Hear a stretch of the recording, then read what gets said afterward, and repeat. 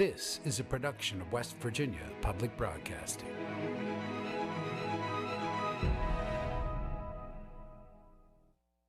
Support for the Legislature Today is provided by West Virginia University, offering education, healthcare, and the opportunity to achieve career success since 1867. Information at go.wvu.edu/forward.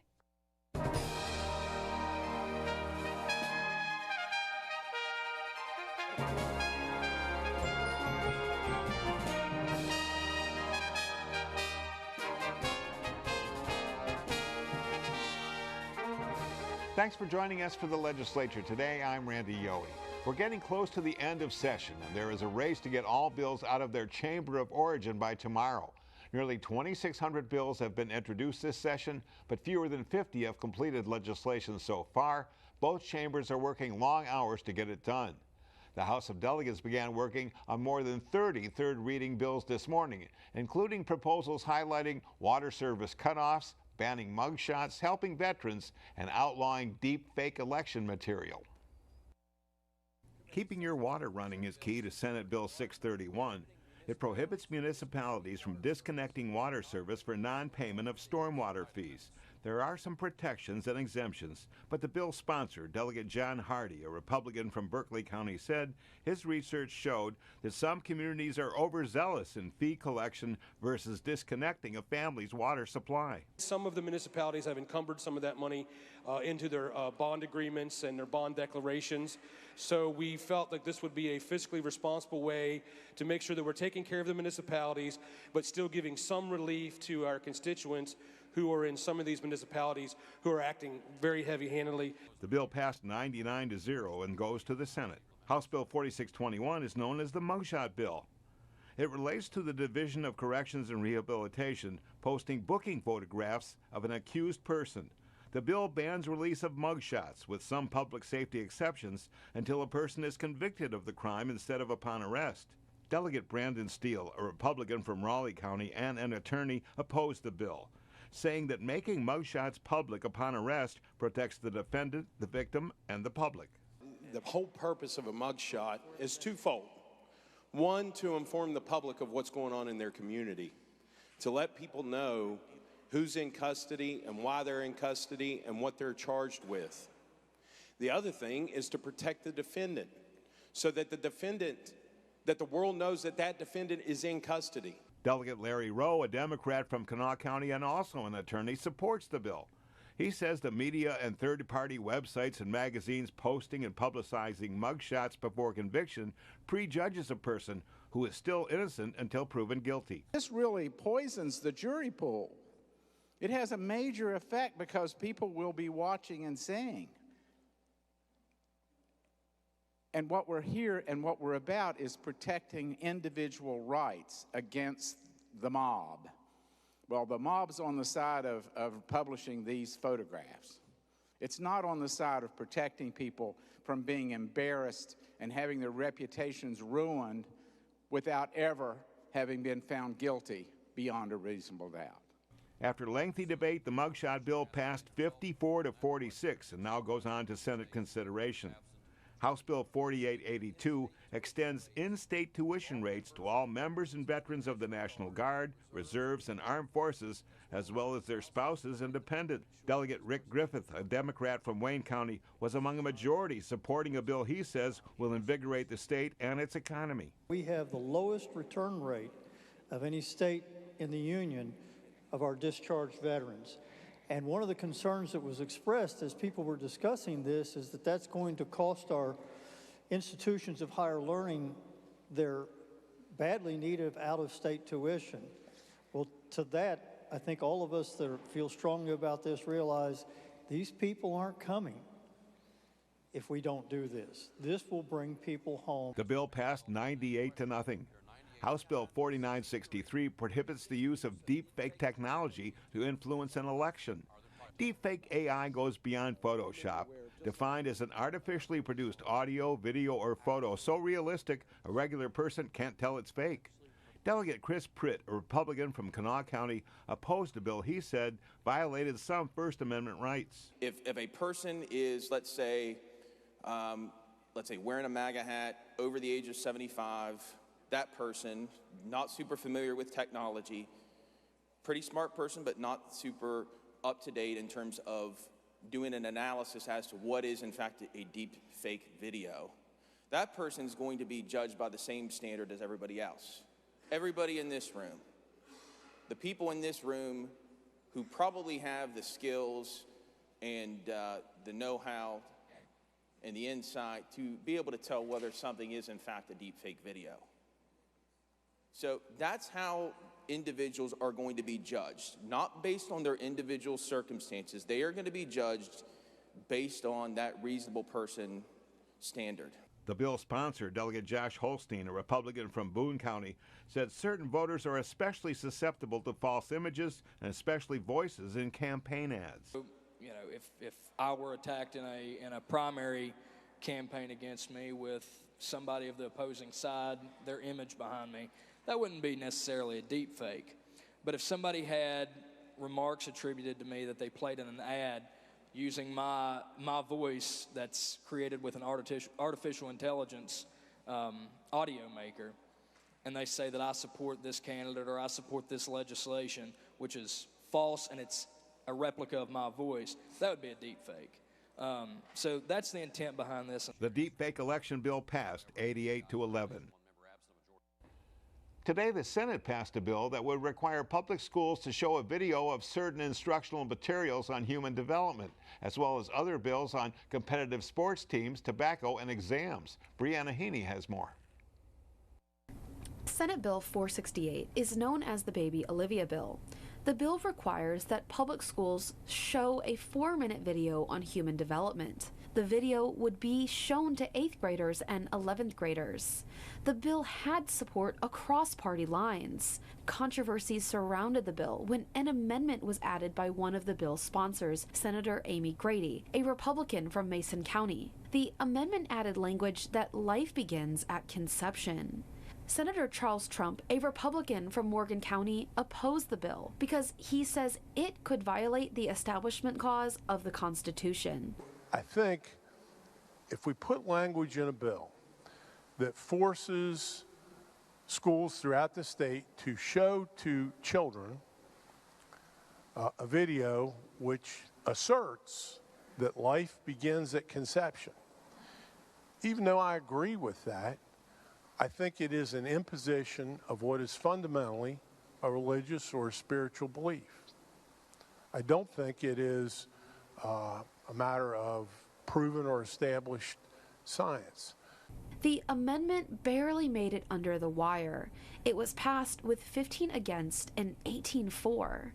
Today, the bill was voted on to be passed in the Senate. Senator Tom Takubo, a Republican from Kanawha County and a practicing doctor, said he was not going to vote for the bill because there is information in the video that is not medically accurate. The problem I have with it is there are inaccuracies in the video. Overall, it's not a bad video. And there was some questions upon if you do the developmental stages based upon last menstrual period versus when conception actually occurs. And although some of that is true, there are other discrepancies within the video that are grossly inaccurate. And so one of the changes we made in the Rules Committee was to say that whatever video we teach our children, it has to be scientifically accurate. That was removed with the amendment yesterday. Senate President Craig Blair, a Republican from Berkeley County, stepped down from the dais to speak on the bill, a rare move. He said that though he did vote against the amendment, he would still vote for the bill. The world changes around us, and I'm certain that the world's going to change into the future. The way that the bill was constructed until the amendment allowed that flexibility. But we come back every year. This isn't a big deal. I'm going up. I'm going to vote proudly for this. Another bill passed today would allow students to play for competitive travel teams and school teams at the same time. Grady, who chairs the Education Committee, is the lead sponsor of the bill.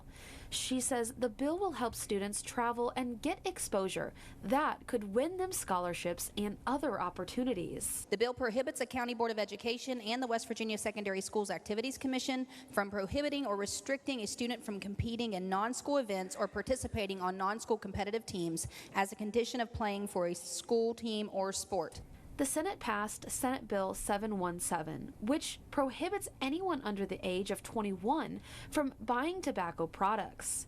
The bill passed with 9 nay votes. The Senate also passed Senate Bill 769, which originally prohibited medical providers from performing pelvic, rectal, or breast exams on anesthetized or unconscious patients without their consent. However, that all was taken out of the bill and replaced with language that prohibits a court to require an alleged rape or sexual assault victim to submit or undergo a gynecological or physical exam. For West Virginia Public Broadcasting, I'm Brianna Heaney in Charleston.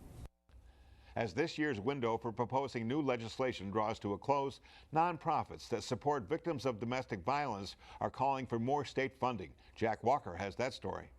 14 groups working to curb domestic violence in West Virginia gathered in the state capitol on a busy Tuesday morning. With the end of this year's legislative session in sight, Joy Sidlowski, team coordinator with the West Virginia Coalition Against Domestic Violence, said the groups are still in dire need of state funding.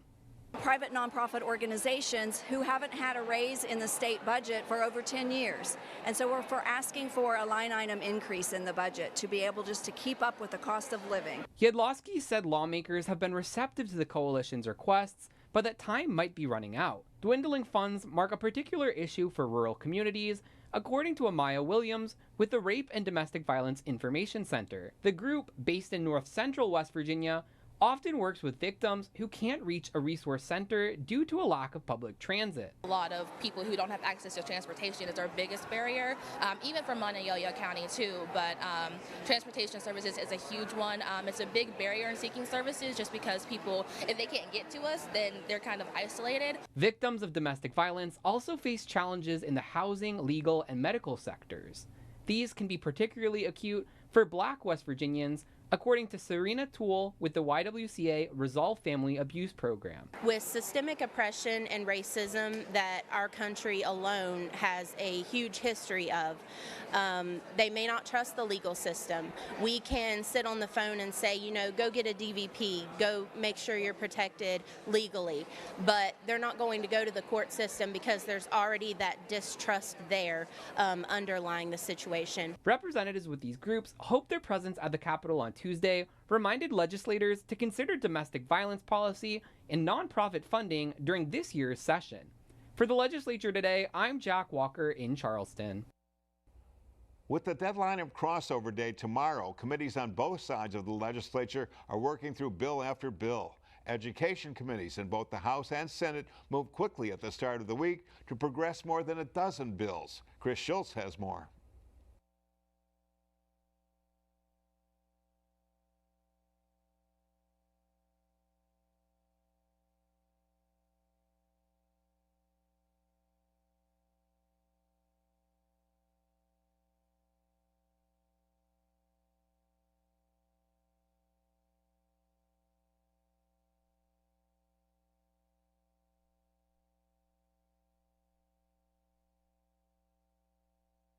Should be required in private schools, for example. There's been spirited debate on the topic in the last few days. Our health reporter Emily Rice brings us an interview on the subject.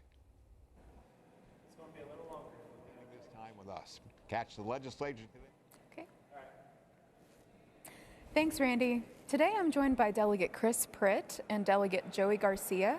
Thank you both for joining me today. And to start out, I'll let us know what we're talking about. We're going to be talking about vaccines and vaccination in schools. So after a lengthy debate, a hotly debated bill, House Bill 5105, passed the House of Delegates yesterday with a vote of 57 to 41 and has been communicated to the Senate. Now, House Bill 5105 would remove vaccine requirements for enrolling in private, parochial, or virtual public schools in West Virginia. It would also allow parents and guardians to exempt their child from vaccination because of their religious beliefs.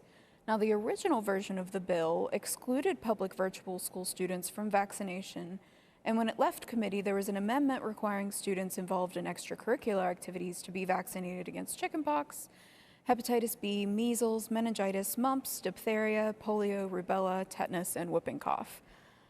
So excluding the religious exemption argument for now, how did either of you feel about the committee version of the bill? I'll start with you, Delegate Pritt. I thought it was a very, very good bill coming out. I certainly liked and approved of all of the amendments that were after that, but I thought it was a good bill. I thought it was a good start, and I'm just glad we were able to get it out of committee. Okay. And what about you? How did you feel about the bill coming out of committee? So looking at the bill, when you think about West Virginia and the fact that we're leading the nation in our immunization rates of our children and with the type of unhealthy population that we have too here, I thought any weakening of those laws, including the public virtual schools, is a crack in the armor. And unfortunately, that, as we're going to talk about, I think that's moved even further during the debate of this bill. Yeah.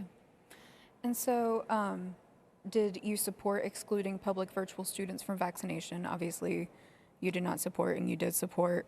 What is your reasoning behind that support? And I'll let you go first again, Delegate Pritt. Well, I think it's important to note that in terms of vaccinations, while one argument is that we are at the top when it comes to vaccinations, and while that may be true, it's also true that when it comes to medical freedom, we are at the bottom. We are at the bottom in terms of medical freedom, the kind of freedoms that are allowed in many, many other states.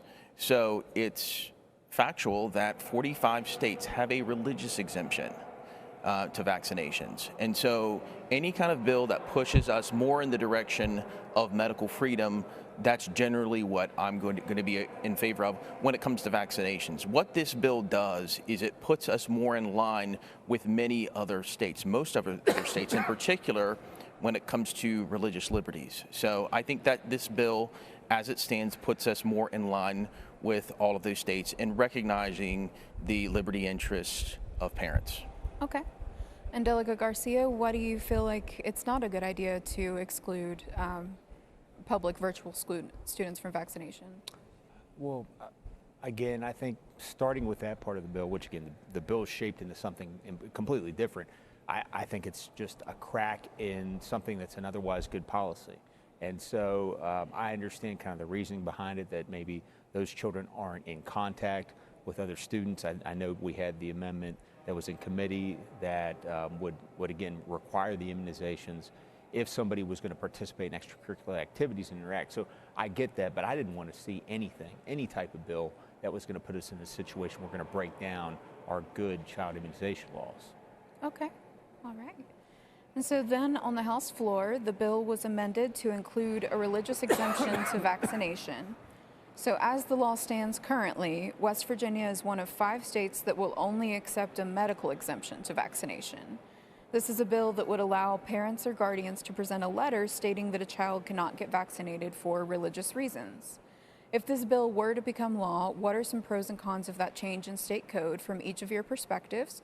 And for fairness sake, I'll let Delegate Garcia go first this time. So one thing I want to respond to with Delegate Pritt is talking about freedom. And the reality is we have medical exemptions that are available for people that might have a bad interaction with immunization. So, I mean, there is that freedom, but when it comes to religious freedom, we have laws of general application. And there's a number of different things. I mean, you can't, polygamy is not allowed in the state of West Virginia. Last year, luckily, we finally outlawed child marriage, or most child marriages, which could have a religious connotation, or in the past, those have been something that's been prevalent. Same thing with murder or Sharia law. We don't allow that just because somebody has a religious belief. Here, immunizations protect our vulnerable population, our kids, things like meningitis. If there's outbreaks in a dorm, that affects somebody for the rest of their life. And so things like polio, measles, and measles in particular, that's one area where other states that have opened up and allowed for these types of exemptions, they have seen outbreaks. We have not seen that in West Virginia, and I think that's really the strongest reason why we want to keep a healthy population. And Delegate Pritt? Well, briefly in response, one of the things that I think is very, very important to note is that in these other states, this is nothing new. The concept of having medical exemptions, in addition to exemptions based on religion, this is something that is being done in other states. It's been done for years in other states, even based on religion and other reasons. And one of the things I think is also important to note is that, look, science changes over time. I mean, there have been horrific things that have been done in the name of science. So, for example, I was talking with my mom the other day, and she was talking about a distant cousin that died just about 10 years ago. And that distant cousin that we have, or had, I should say, had been lobotomized. He had undergone a lobotomy over 50 years ago. So that was the medical science at the time, and that changes over time in terms of what is generally accepted to be appropriate. And so I think that given that, and given the direction that we're going with this legislation, it's putting us more in line with other states that are recognizing and acknowledging that parents should be able to make these kind of choices for their children. Okay.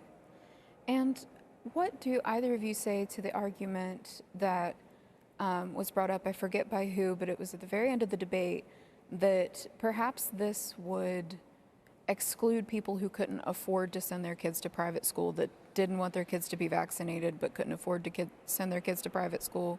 What do you feel about that exclusion to that? Well, I think that certainly when it comes to that, I mean, I think the flip side to that argument is that you have parents out there that perhaps might want to send their kids to public school, for example. But because of that, because of the fact that there is this vaccine requirement, they're not sending their kids to public school and they're homeschooling. And so I think that certainly what this does is that it optimizes freedom. It gives parents more choices. And I think that's the direction we've been going in recent years, giving parents more choices when it comes to decisions over the upbringing of their children. I think that's a good thing. And I think it puts us more in line with other states. Okay. All right, and I'd be remiss without mentioning that measles has seen a resurgence in the news recently, with a most recent situation of an elementary school in Florida experiencing cases among 6 students. Some lawmakers are worried about the cost of care if West Virginia sees a resurgence in these illnesses. Are you worried that loosening vaccine restrictions may pave the way for an outbreak in the Mountain State? So one of the things, too, I think that's important about this is not just private parochial schools, and the religious exemption applies everywhere, including state regulated child care facilities. So we're not just talking about schools K through 12, we're talking about a much broader array of people who could be put in danger. And there is a very real consequence with having these types of outbreaks, which could very well harm people, and not only the kids, but you talk about kids. Many kids right now are living with their grandparents. That's a big deal right now. So many of those people have more compromised immune systems, and that's going to make it more likely that somebody like that, who's a caretaker, is then going to be in a situation where they may get sick, and I don't think that's the right thing to do. Okay. And so, Delegate Pritt, are you worried about loosening vaccine restrictions in the Mountain State? There's an argument that, the parents that are going to decide to vaccinate are still going to vaccinate. This just gives the option. Is that kind of your feeling about it? It is. I think that we're going more in the direction of, when it comes to medical freedom, I think that one of the things that's brought up a lot, I think, in this debate is this idea that somehow the sky is going to be falling if we pass this. And look, this would just put us more in line with many other states. And many other states, the sky is not falling.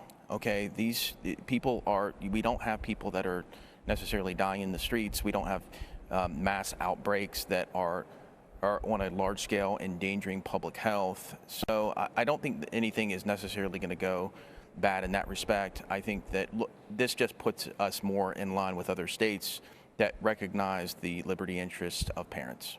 Okay. Can I make a point about, that this puts us in line with other states? I mean, although there may be other places that have religious exemptions, the specific language that we're talking about here is that a parent, if they send a letter saying that they have a religious reason why they don't want their child to be vaccinated, that doesn't have to be verified. The fact of receiving a letter has to be accepted.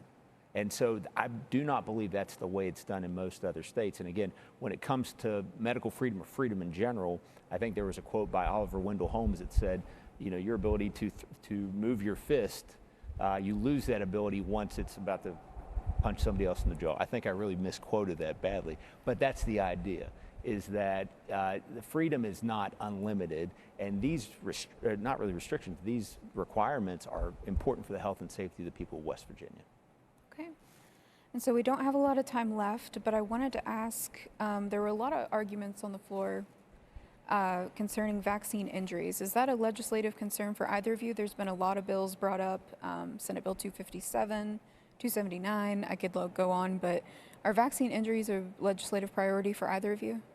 It is for me. And I think that if you look at the fact that there is, in fact, a compensation fund, a federal compensation fund when it comes to vaccine injuries, I think that speaks volumes. I mean, we have that fund that's out there. It exists.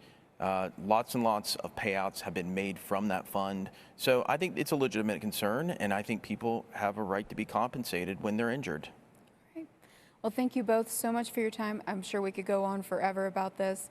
Thank you for watching the Legislature Today. I'm Emily Rice. Thank you for spending this time with us. Catch the Legislature Today Monday through Friday at 6 p.m. And remember, West Virginia Public Broadcasting covers the session daily in our radio news program, West Virginia Morning, and on our news site at wvpublic.org. We also broadcast the daily floor sessions of both the House and the Senate on the West Virginia channel. I'm Randy Yohe. For everyone here at WVPB, thanks for joining us and have a great evening.